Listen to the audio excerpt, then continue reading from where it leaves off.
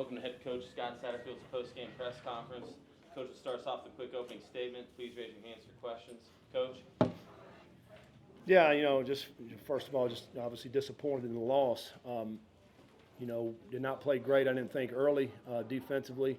Offensively, didn't get things going like we like. And I think, obviously give credit to them. They have some really good football players. When you think about the wide receivers that they have, Shador's a very accurate passer.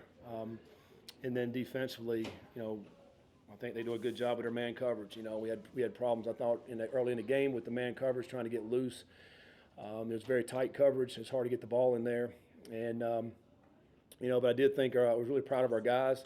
When we got down 31-14, not to quit, to continue to play. We got back in the game. It's a one-possession game there in the fourth quarter. We got to get off the field there at the end. And, they make a career-long 47-yard field goal that barely went over the crossbar.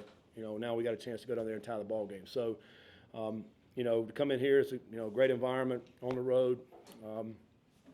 Tough situation when you got to play this late and travel this far and all the things that go along with it. But I still love the way our kids finished and fought, and we came up a little bit short. Questions for Coach? With how good they were in man coverage, are there any adjustments you can make, or is it basically just hope your guys can get open at some point? Well, at some point you got to get open, right? And you got to be able to throw and catch. At some point it comes down to that. I thought, at times we did a good job of finding ways to get the guys open and get them free.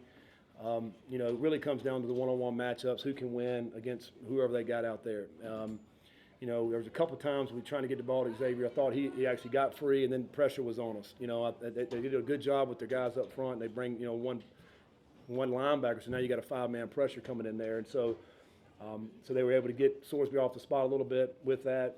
It's kind of go together, though. And I think that's why they're obviously a lot better team this year, because of what they do defensively. They're, offensively about the same, but defensively they're a lot better. But I did think Corey ran the ball hard. Evan did some good things out of the backfield, and Brendan ran hard. So I think you got to be able to mix in that run with that throw right there, so you're not just dropping back all the time against that man coverage. Scott and Monica.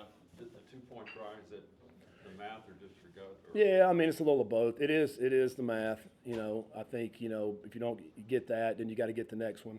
If you get that, then you kick the next one theoretically, and if you stop them without the field goal, then you win the game. And especially on the road. I think had we been at home, then that'd be a time we'd probably just kick the extra point. Now, if you get the ball back, you go down and see if you want to go for two to win it or kick the extra point. So obviously it didn't come to that. We didn't stop them and to get that field goal. Coach, you started the game very even, both sides, and up until the touchdown before the half. What did you see from Shador, and how were you unable to stop him?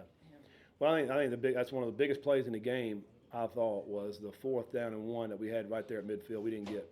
We didn't want to give the ball back to them for obvious reasons. And we felt good about that play. We did not get the first down. To me, that was the play of the game. And we give the ball back to them, and they were able to go and missed the coverage on the back end and hit Travis for a touchdown right there. For them to go ahead, and really, because it was a one-possession game, now that takes it for 2-possession games, and I thought that was really the play of the game offensively. We didn't put our defense in a good spot. But then we came out in the third quarter, defense did a good job, get the ball back to us, but I do think that momentum swing right before halftime was huge, obviously in their favor. Well, I think it's tough to stop this offense, right? You got some of the best receivers in the country that are playing out there with Shador. That's extremely accurate, poised, experienced. When those guys are open, he's going to hit them, and they're going to catch it, and they're going to make plays. So they're hard to stop. If you bring pressure, then now obviously it's man-to-man out there, and you got to win that one-on-one battle. If you don't bring pressure, then you got more guys back. But it's just a cat and mouse game there, and it's obviously hard to win. It's I think most teams have a hard time stopping them, including us. To go off of Monica's question, how important were those 2 early touchdowns in a wild atmosphere to stay even with them and give your guys a fighting chance early on? Yeah, it was great. I think we get the ball first, we don't do anything with it, they go score. But our guys battled back offensively. We came back down, we had a couple good drives there. Get it 14-14. Like you mentioned, it was a great environment. On the road in the Big 12 at night. There's a lot of stuff going against us, but our guys showed great poise, I thought, early in the game, not to get down and not to start looking around like, oh, what's happening. They kept playing, and I think that same thing in the fourth quarter. It had been real easy at 31-14 this hour. Man, this game's over. We had a good try. Let's just go back to Cincinnati. They didn't do that. They kept playing. They kept fighting all the way to the end there, and it just didn't go our way there at the end of the game. On that 4th and 1 at the end of the first Yep. half, you went empty. Mhm. Did you see their defensive line get penetration? Did Brennan make the wrong read? Yeah, I mean they had a 5-man front up, so every lineman's covered, and a linebacker in the box as well. And then we motion our tight end in, so now you bring in another guy in there. So it basically comes down to one-on-one blocking, and you got to just find a lane to go through there. We've run this play many times. We've gotten first downs on it. We've scored on it. On film, they had given up that play this year. So for all those reasons, we thought it was a good call. They made a good play. We didn't get any movement right there, and just didn't get anything really. So we got stalemated. So, but it's one of those things. We felt like it was a good enough risk for us to go get that, and we just did not make it. You knew the receivers were fast, or are they faster in person? No, I mean they're fast on film and person. I mean they're the same. I mean they're good. The two little ones they're not very big, but they're extremely fast. I mean they're throwing bubbles out there, and they're still getting the big plays and big yards. 14's a bigger guy, and then Travis can do it all. So it's a tough matchup. For us, and really I think it's a tough matchup for a lot of people they play, particularly when you got a guy that can get them the ball. Kind of going off that first play in the last drive to Travis, how much of a gut punch is that to just kind of look at it and be like, he just made a play? Yeah. Not in that situation. Yeah, well, and we were all over him and held him, and he still made it. I mean, I don't know what else you do, right? I mean, just it was a great play. I mean, he just threw it up, and Travis made a great play on it, and that's why he's a great player. Similar to that, early in the third quarter, there was a play, Minkins gets called for a hold, and Van Colorado scores a touchdown. How much of a backbreaker was that, knowing you had a third down stop, but then there was a hold on the back end? Yeah, it was frustrating on third down. I think a lot of times tonight, there was a couple of drives where I thought, man, we kept getting them to third downs, 3 and 4 times in this one, particular drive, and then they just kept getting it. It's frustrating, and I think, and then a couple of penalties that we had defensively that helped them out, just like the one you're mentioning. We hit the quarterback into the head one time, and that was 15 yards.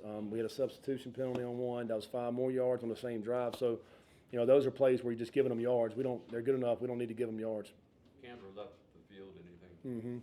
Yeah, he was not able to come back, so I'm not sure what it was. I mean, obviously we'll know more this week. But, again, late in the season like this, you got a lot of nicks and bruises.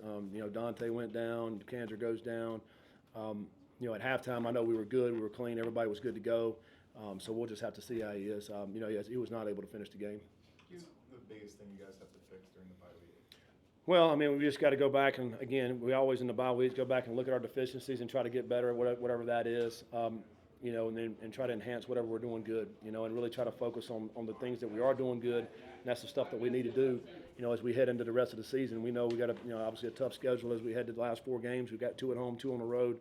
I've been against a bunch of good football teams.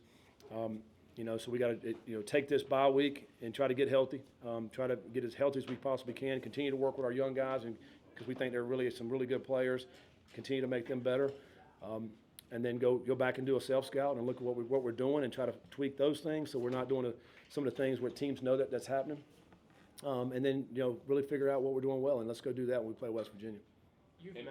Last question. You've mentioned twice in the past week that you've been playing for Big 12 championship every week. Even with tonight's loss, do you still feel like there's a lot to play for, even maybe a shot at playing in the Big 12 championship? Yeah, there's a lot of ball left. When you think about 4 more games, I mean, we got 2 losses in the Big 12. There's a lot of stuff that can happen in this conference, and I think everybody knows how anybody can beat anybody in this conference, depending on travel, depending on where you're going, depending on your injuries, all the things that happen. It's still wide open. So, yeah, I mean, we're still going to compete and play and try to go win all these games. I mean, we'll take it one game at a time, and so for the next 2 weeks, we'll be getting ready for West Virginia. Thank you, Coach. All right, thanks, guys. Appreciate it.